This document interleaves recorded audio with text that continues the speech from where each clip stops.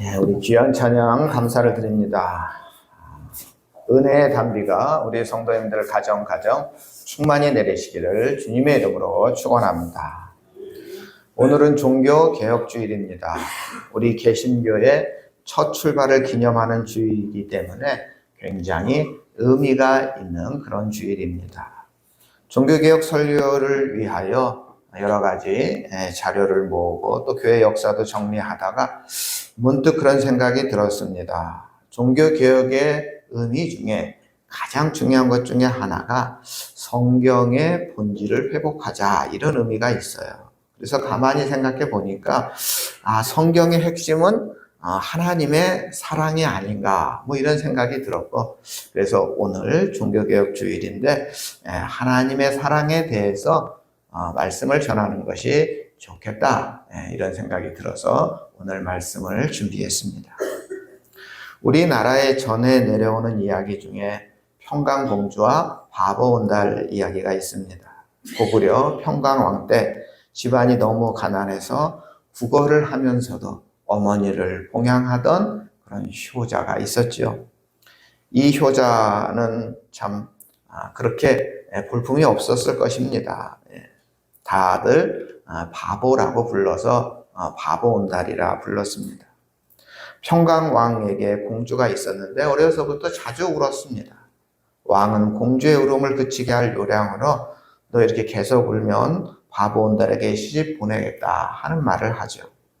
공주 나이가 16살이 되어서 평강왕은 그 당시 귀족인 고씨 집안으로 시집을 보내려 합니다. 그런데 평강공주가 싫다는 거죠. 깜짝 놀란 왕이 공주에게 말합니다.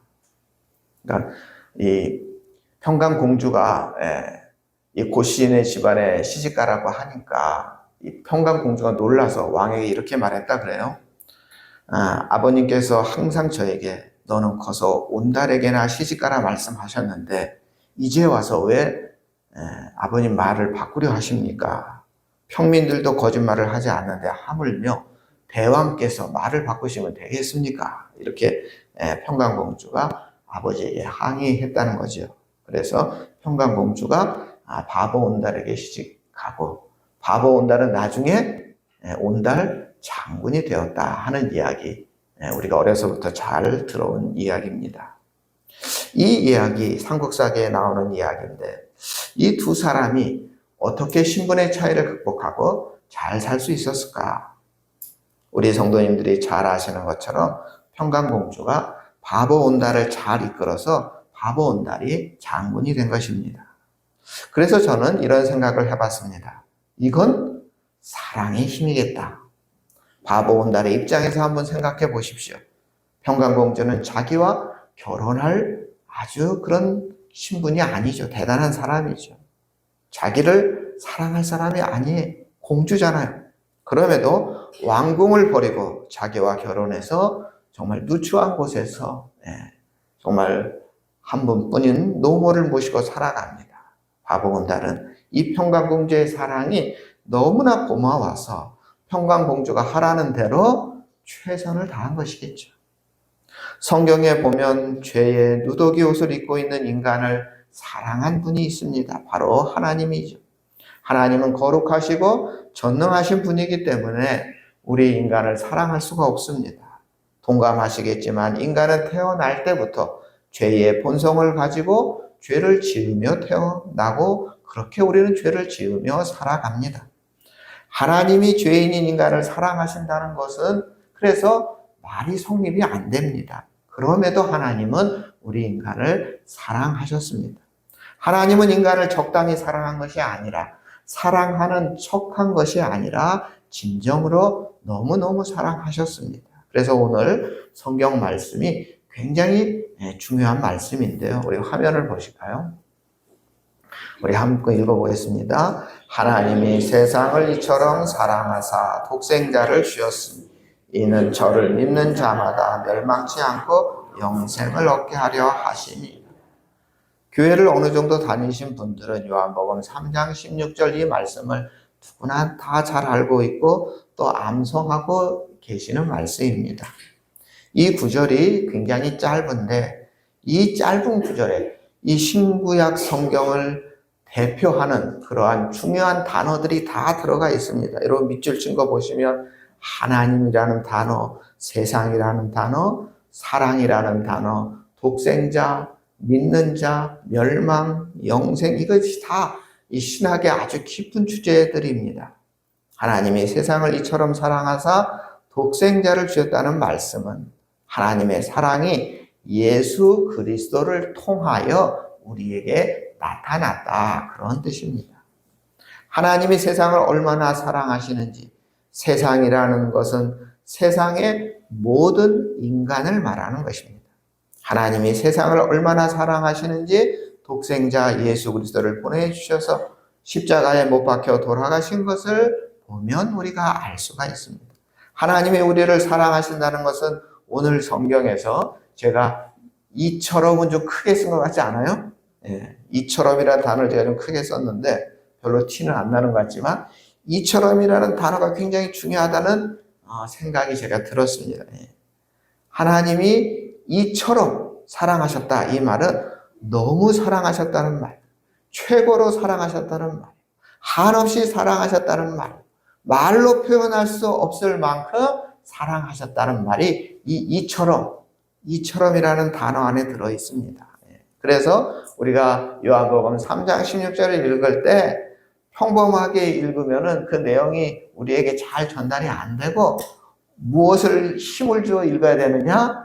이처럼이라는 단어를 우리는 힘을 주어 읽어야 합니다. 하나님이 세상을 이처럼 사랑하사, 이렇게 읽어야 그 본뜻이 전달이 되는 것입니다.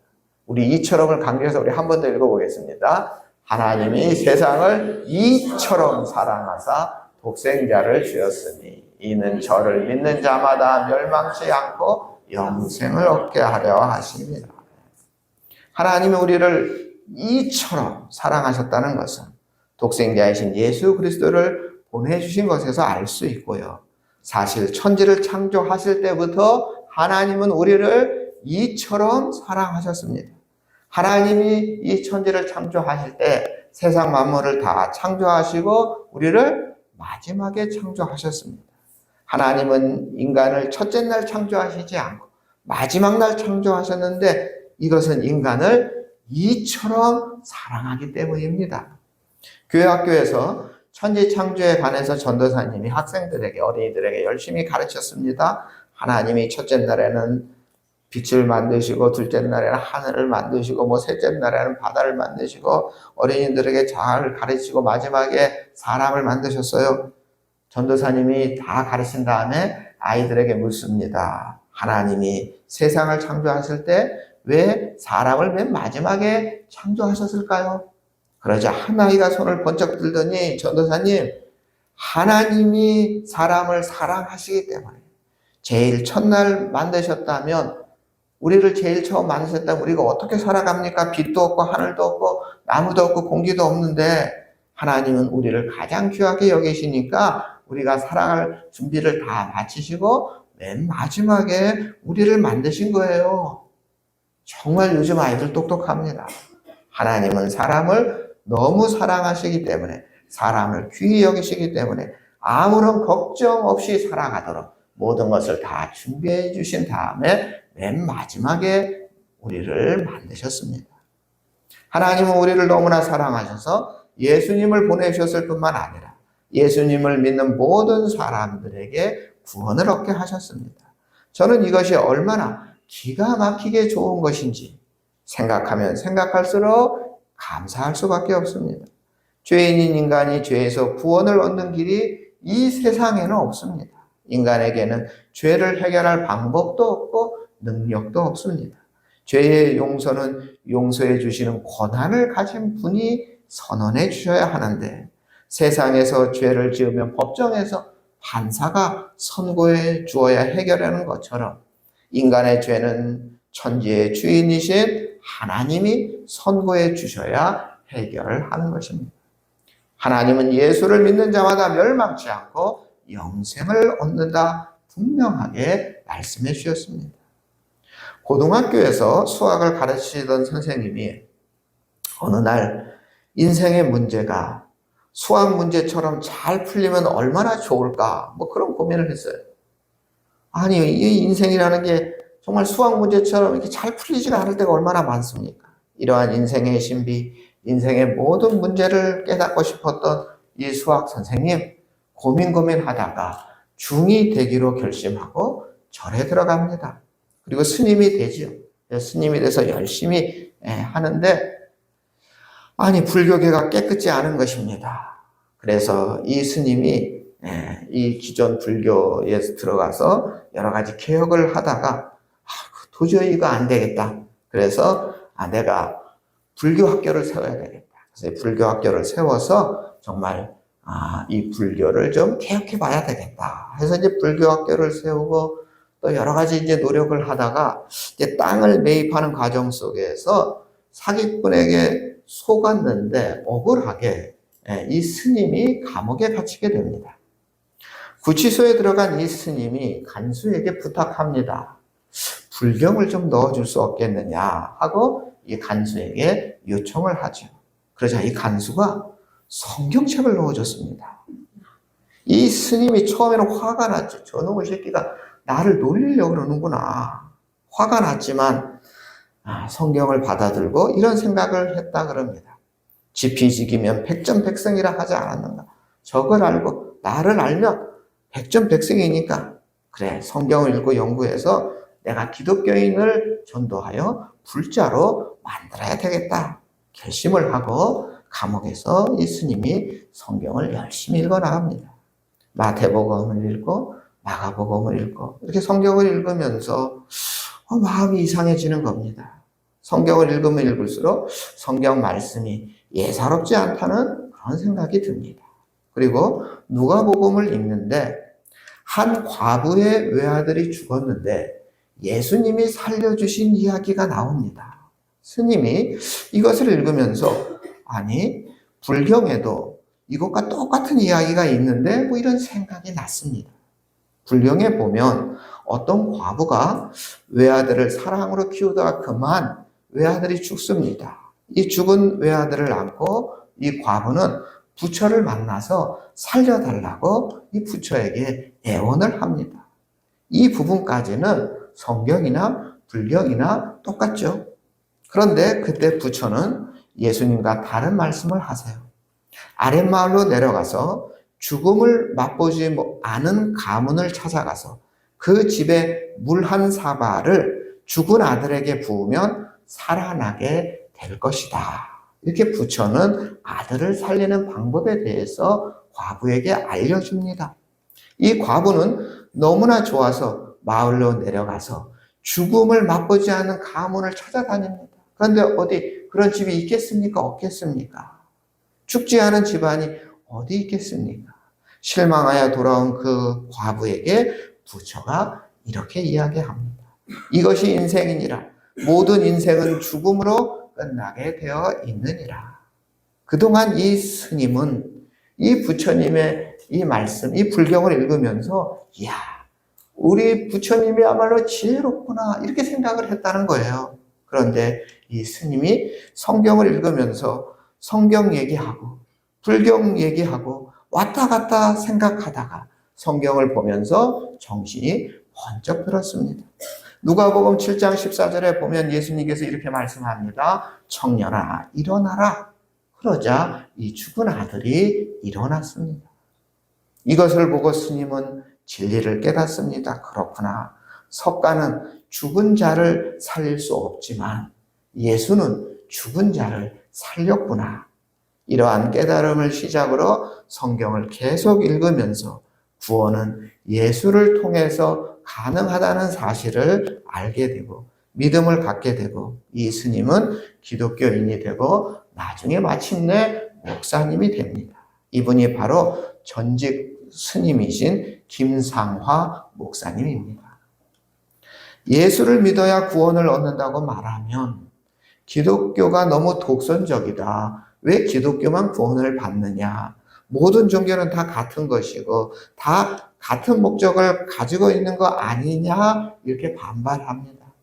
기독교도 좀 이렇게 보편적인 이야기를 해주면 좋겠는데 교회 다니는 사람들은 예수를 믿어야만 구원을 얻는다고 말합니다. 너무 독선적이라고 세상 사람들은 말하지만 그러나 어쩔 수 없습니다. 죄는 예수를 믿어야 용서가 되는 것이고 예수를 믿을 때 구원을 얻는 것입니다. 성경은 예수를 믿는 자마다 멸망치 않고 영생을 얻는다 강조하고 있습니다. 이처럼 구원의 길이 듣기가 좀 거북하고 독선적이고 편협해 보여도 어쩔 수가 없습니다. 구원 얻는 길은 오직 예수님밖에 없기 때문입니다. 그러므로 누구든지 하나님의 사랑이신 예수 그리스도를 주님으로 믿기만 하면 구원을 얻고 영생을 얻게 됩니다. 물건은 얼마의 값을 지불하고 구입했느냐에 따라서 그 귀하고 흔한 것이 결정되는 경우가 종종 있습니다. 이 송천동에 있는 이 롯데마트 맥스라는 곳에 가보면 싼 물건도 많이 있지만 2층 입구에 명품을 파는 조그만 코너가 있습니다. 거기에 보면 이렇게 제 주먹만한 가방 하나가 한 300만 원씩 하고 그래요. 그곳에 가면 전에도 말씀드렸는데 이 에르메스라는 남자 허리띠가 129만 원이라고 쓰여 있습니다.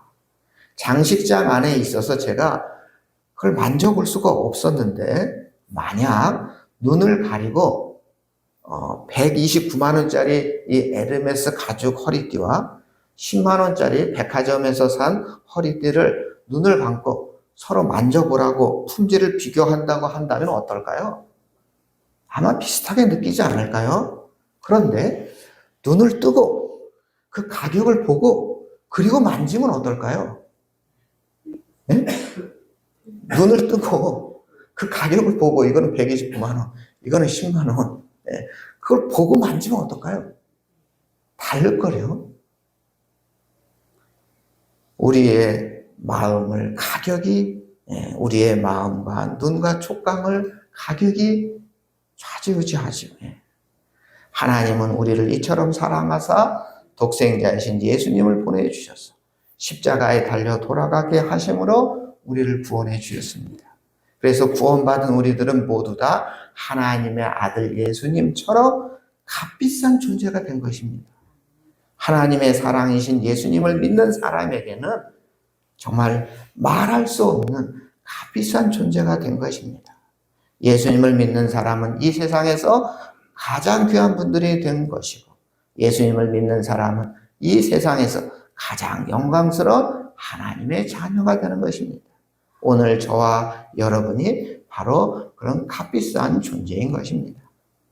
사람은 하나님의 사랑이신 예수님을 그리스도로 믿을 때 하나님의 사랑이 느껴지게 됩니다. 하나님은 예수님을 믿는 자에게만 하나님의 사랑이 느껴지도록 그렇게 하신 것 같아요. 우리가 하나님의 사랑을 피부로 느끼고 체험하려면 예수 그리스도를 믿어야 합니다. 예수 그리스도를 믿을 때 하나님의 사랑이 보다 구체적으로 느껴지고 체험케 되는 것입니다. 예수 그리스도를 믿지 않고는 하나님의 사랑을 체험할 수 없고 하나님의 사랑을 알 수가 없습니다. 우리가 예수님을 믿으면서 느끼는 것이지만 하나님의 사랑은 하나님을 통해서 나타날 수도 없고 하나님을 통해서는 느낄 수가 없습니다. 하나님은 영이시기 때문입니다. 하나님은 하나님의 아들 예수 그리스도를 인간으로 이 땅에 보내셨고 예수님을 통해서 우리가 하나님의 사랑을 느끼게 하신 것입니다. 그러므로 오직 예수님을 통해서 하나님의 사랑을 알게 되고 예수님을 통해서 하나님의 사랑을 깨닫게 되고 예수님을 통해서 하나님의 사랑을 확신케 되는 것입니다. 하나님의 사랑은 예수님을 믿을 때 느껴지는 것이고 그래서 중요한 것은 하나님의 사랑이신 예수 그리스도를 믿는 것입니다. 하나님의 사랑이신 예수님을 나의 구세주로 믿고 받아들이는 것입니다. 예수님을 믿는다고 입으로 시인할 때 하나님의 사랑이 내 마음에 물밀듯이 들어오는 것입니다.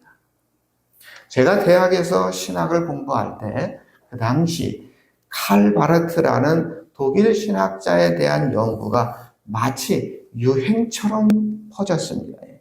그때 저도 유행에 휩쓸려 가지고 칼 바르트가 쓴 교회 교의학이라는 10권짜리 그것도 독일어로 된 책을 독일어도 잘 모르는 제가 충동 구매하게 됐습니다. 이처럼 칼 바르트는 독일 신학자의 아버지라 불리는 분입니다. 이 칼 바르트가 미국 시카고 대학에 초청을 받아 시카고 대학 학생들에게 신학 특강을 하게 되었습니다. 강의가 끝난 다음에 한 젊은 대학생이 따라오면서 칼 바르트에게 계속 질문합니다. 교수님, 저는 교수님께서 쓰신 책을 다 읽지 못했지만 제가 몇 권을 읽었는데 참 감동적이었습니다. 교수님의 해박한 지식에 제가 너무 놀랐습니다. 한평생 학생들을 가르치고 연구하며 책을 쓰면서 깨달은 진리의 핵심을 한마디로 해주십시오. 이렇게 아주 당돌한 질문을 합니다. 그러자 칼 바르트는 껄껄껄 웃으며 대답하면서 어렸을 때 내가 교회 학교 다닐 때 부른 찬송가라면서 찬송가를 하나 불러주세요. 이 찬송가가 우리 찬송가에도 있는 찬송이에요. 예수 사랑하심은 거룩하신 말일세. 우리들은 약하나 예수 권세 많도다. 날 사랑하신 성경에 써있네. 이 찬송을 불러주셨어요.